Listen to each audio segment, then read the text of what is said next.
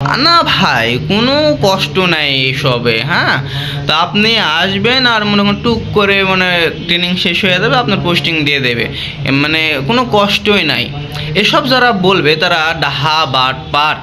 ঠিক আছে, এখানে একটু কষ্ট করতে হয়। আমি বলবো যে যাদের অপশান রয়েছে তারা এখানে টিকতে পারবেন না। যাদের অপশান রয়েছে যে বাসায় গিয়ে কিছু করতে পারবেন বা ব্যবসা বাণিজ্য করতে পারবেন, অন্য কোনো জবের অপশান রয়েছে, তারা এখানে 2-3 দিন হাইস্ট থাকবে, তারপর হয়তো নিজ ইচ্ছাতে চলে যাবে। স্যারেরা তাকে তাড়াবেও না, কিন্তু তারা নিজ ইচ্ছাতে চলে যাবে। কিন্তু যাদের অপশান নেই, তারা চাকরি করতে হবে, আমি বলবো যে তারাই শুধু এখানে আসেন, ফার্মাসিউটিক্যালে আসেন এবং ট্রেনিং করেন, জব করেন। এটা তাদেরকে অনুরোধ করবো তারা আসেন, যারা অপশান নেই। আর যারা ইংলিশে কাঁচা, মানে ইংলিশের বেসিক পর্যন্ত জানে না, তারা এখানে না আসাই ভালো। কারণ এখানে পুরোটাই ইংলিশ ভাই। এখানে যদি আপনি মনে করেন আপনি বাংলাতে সব ক্লাস করবেন, ঠিক আছে, মানে স্যারেরা বাংলা বলবে ঠিক আছে, কিন্তু আপনাকে সব কিছু ইংলিশে লিখতে হবে এবং আপনাকে যে শিট বা ম্যানুয়ালগুলো দিবে সবগুলো কিন্তু ইংলিশে হবে, বাংলা কিন্তু এখানে ব পর্যন্ত থাকবে না। তাই বলতেছিলাম যে যারা ইংলিশে দুর্বল, ঠিক আছে, তারা এখানে না আসাই ভালো। আর সবগুলো এগুলো মেডিকেল টার্ম, এগুলো তো বলার অবকাশ রাখে না, কারণ এটা আপনার ডক্টরদের, আপনার যে কাস্টমার থাকবে সেগুলো ডক্টর এবং ফার্মাসিস্ট, মানে ফার্মেসিস্ট যেগুলো দোকান থাকবে সেগুলাই তো আপনার মেন কাস্টমার, প্রাইমারি যেটা বলা হয় সেটা তো ডক্টর। তো ডক্টরগুলো একটা মানে ফার্স্ট ক্লাস অফিসার হয়ে থাকে, সেটা সবার জানা। তো ডক্টরদের সাথে কীভাবে ডিল করবেন সেটাই সম্পূর্ণ এখানে শেখানো হবে এবং সবগুলো ইংলিশে করতে হবে। কারণ একটা প্রোডাক্ট বা আপনার ঔষধ, যেটা আপনার মেন সাবজেক্ট থাকবে ওষুধ বিক্রি করা, ডক্টরদের দ্বারা প্রেসক্রিপশান তৈরি করা, তো এইগুলো সবগুলো আপনাকে ইংলিশেই করতে হবে, আপনাকে বাংলা কিছু নেই। আপনি সারাদিন মনে করেন যে সকাল 8টার থেকে হয়তো শুরু হবে ট্রেনিং, তো আপনি সকাল 7টার দিকে ঘুম থেকে উঠে গোসল টোসল করে ফ্রেশ ট্রেশ হয়ে চলে যাবেন। 8:30 থেকে শুরু হবে। 8:30 থেকে আপনার একটা ব্রেক পাবেন, সেটা দুপুরে, সেটা 1টার দিকে বা 1:30টার দিকে আপনার ব্রেক হতে পারে, সেটা লাঞ্চ ব্রেক।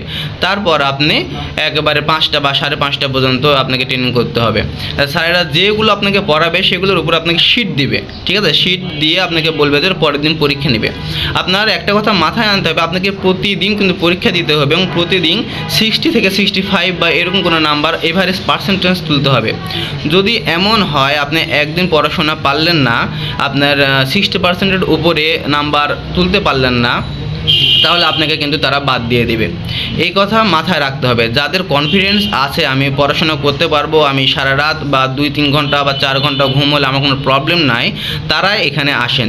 অযথা এখানে এসে টাকা নষ্ট করার এমনিতে দরকার নেই। যারা পারবে না, দেখা যাচ্ছে ঢাকা শহরে আসলেন, ট্রেনিং তো সব ঢাকা শহরেই হয়, ঢাকা শহরে আসলেন কিন্তু আপনারা পড়াশোনা করতে পারলেন না, তাহলে কিন্তু আপনারা টাকা পয়সা নষ্ট হবে, সময় নষ্ট হবে। এখানে একটা মেস বা নতুন হোস্টেল, থাকা খাওয়া সব কিছু নিজের খরচে করতে হবে।